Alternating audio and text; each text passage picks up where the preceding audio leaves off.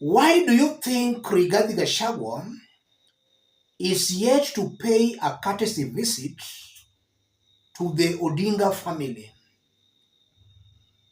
It's not as simple as some of you here may think.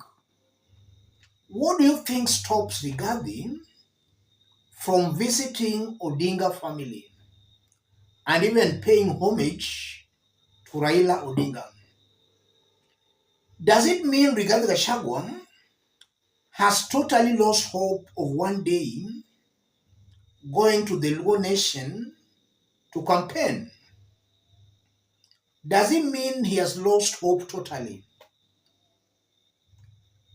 Yesterday in this forum, we looked at a post that was shared by Ngunjiri Wambugu. Ngunjiri used to be a strong Rigathi Gachagua's ally, but now turned a critic. Yesterday he shared out this, Ngunjiri Wambugu, for the sake of national unity, as was Raila Odinga's philosophy, Gachagua should also take cows to Bondo as he atones for the unfortunate virus bacteria comment. My good friend Kahiga too. That was yesterday. And if you look at the comments upon Ngunjiri Wambugu posting this, many of Rigathi Gachagua supporters were attacking Ngunjiri Wambugu. Most were telling him that Rigathi was to visit Bondo today. That's what they were telling him. So they were accusing Ngunjiri Wambugu that already had got some intelligence that Gachagua was to visit Bondo today. So him, Ngunjiri Wambugu, wanted to take credit out of Rigathi Gachagua's Bondo visit. And in our yesterday's analysis, we explained all that here. A few hours ago, as I speak, Ngunjiri Wambugu also shared out a post, but the post is a sarcastic post. He seems to be laughing off Rigathi Gachagua because Rigathi failed to go to Bondo today. This is what Ngunjiri Wambugu is saying. Ngunjiri Wambugu, kwani ng'ombe zilikosa? Kwani ng'ombe zilikosa? Yesterday we were being told Rigathi was to take some bulls to Bondo. He was to go to Bondo today. He failed.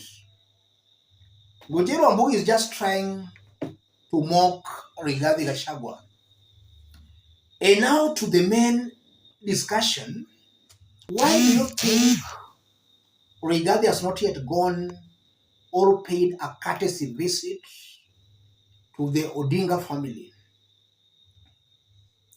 The first reason, Rigathi's fear of the unknown. Before Raila Odinga died, Rigathi said all sorts of things. Virus, bacteria, all sorts of things. Even calling Raila Odinga watermelon, the biggest watermelon we have in Kenya. Because of those remarks Rigathi made, he just don't know how the Luo nation will welcome him. Will they welcome him or will they chase him away?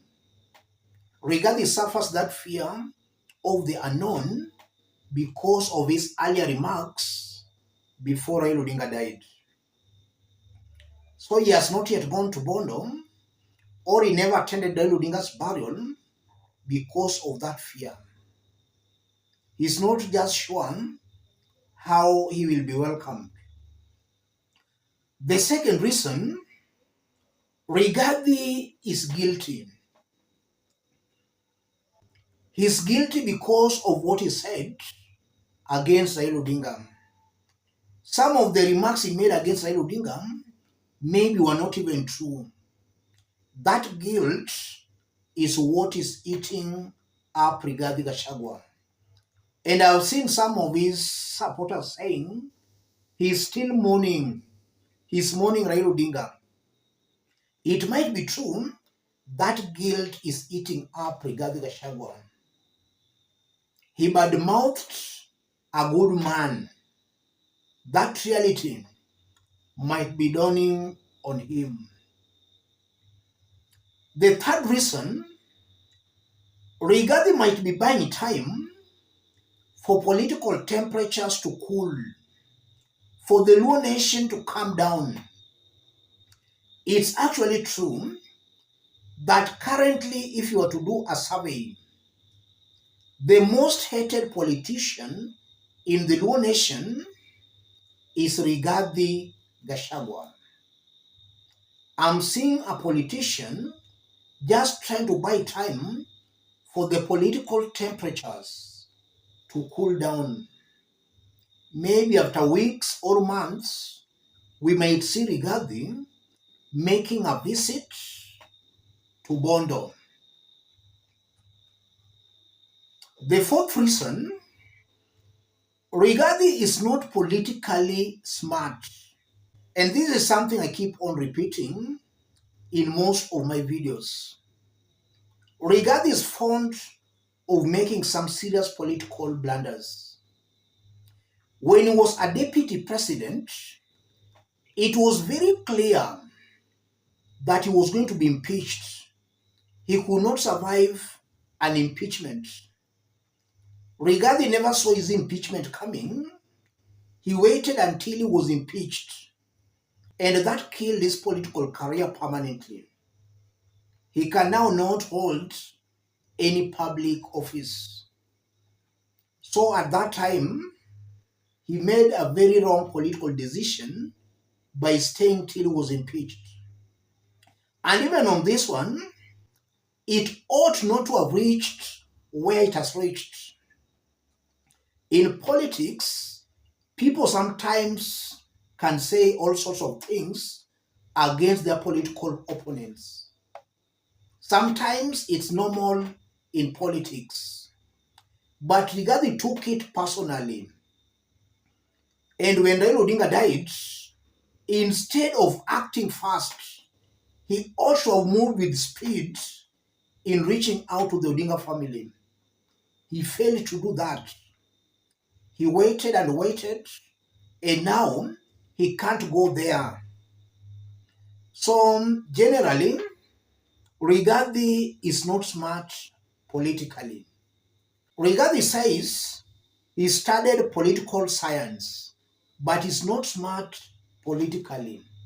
His decisions are always very, very wrong. What do you think are some of the political implications of Rigathi not going to Bondo? The first political implication, Rigathi is spoiling chances for his allies in the Luo nation. As someone who has got some ambitions of one day becoming the president, or as someone who has got an ambition of supporting someone to become the president, Rigathi is spoiling chances for his allies. His allies in the Luo nation and his allies who he may want to support for the presidency. They may be seen as being hostile to the Luo community. And for those who may want to contest through Rigathi Gachagua's party, they will be seen as hostile. So already, he is spoiling chances for DCP candidates who might be willing to contest through his party in the Luo nation. Rigathi is spoiling chances for them. And also is spoiling chances for his fellow United Opposition principals who he might decide to support for the presidency. How will they campaign if they can't step foot in Nyanza? So Rigathi has to be smart politically. He must look at the bigger picture. His going there will help solve so many political issues and problems. His failing to go there will just make things worse. Let me stop there, ladies and gentlemen. If you are watching us but you have not yet subscribed, subscribe, give the video a like. Thank you. God bless you. God bless Kenya.